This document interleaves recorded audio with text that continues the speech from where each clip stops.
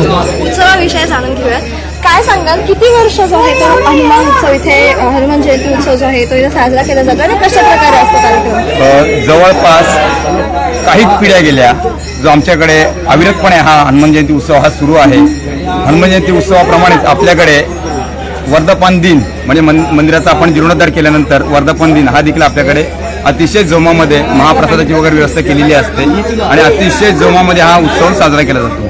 आता काही पिढ्या गेल्या म्हणजे छत्रपती शिवाजी महाराजांच्या काळामध्ये बाळा बलुतेदार जो होते त्यांच्यातीच आपले भोई समाज जो आहे त्यांना पालखीचा मान छत्रपती शिवाजी महाराजांच्या काळात पण त्यांना आपण मान दिला होता.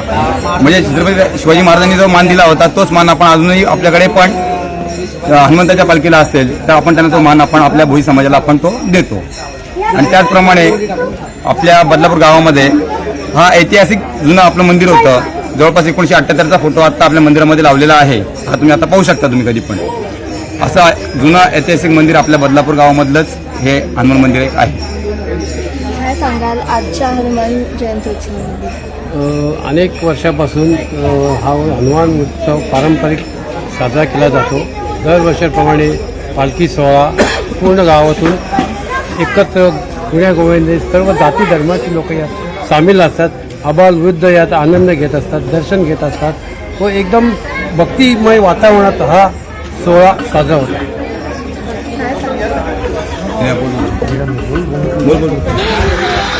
हा जो हनुमान जयंती उत्सव आहे हा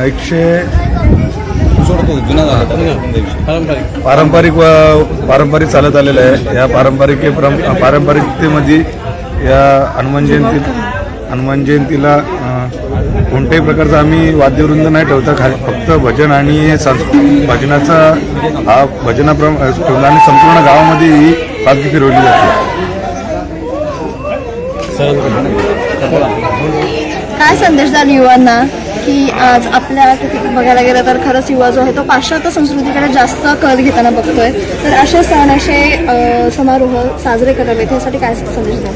प्रथम मी सर्व नागरिकांना हनुमान जयंतीच्या आम्ही शुभेच्छा देईन. आणि आमचे अनेक पिढ्यानपिढ्या ही पालखी चालू आहे आणि संध्याकाळी 6 वाजता ते 6:30 वाजता चालू होते. ते संध्याकाळपर्यंत 11 ते 12 वाजेपर्यंत आम्ही इथं आणतो आणि गुण्यागोविंदाने आम्ही सगळे एकत्र असतो. आजच्या पालखीविषयी काय वैशिष्ट्य आजच्या पालखीचं? पालखीचं वैशिष्ट्य म्हणजे सर्व जाती धर्मातले लोक इथे एकत्र येतातच.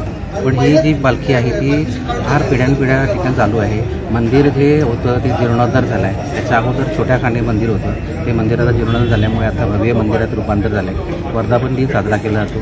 आणि आत्ताच मगाशी निलेश भगत यांनी सांगितल्याप्रमाणे 12 बलुतेदार 18 अलुतेदार या सगळ्यांच्या ठिकाणी सहभाग इथे असतो. लहान मुलापासून आबालवृद्ध सर्व त्या पालखीमध्ये सहभागी होतात. आणि या पालखीचं आणखी वैशिष्ट्य असं आहे की प्रत्येक गावातील प्रत्येक भागामधून ही पालखी फिरते.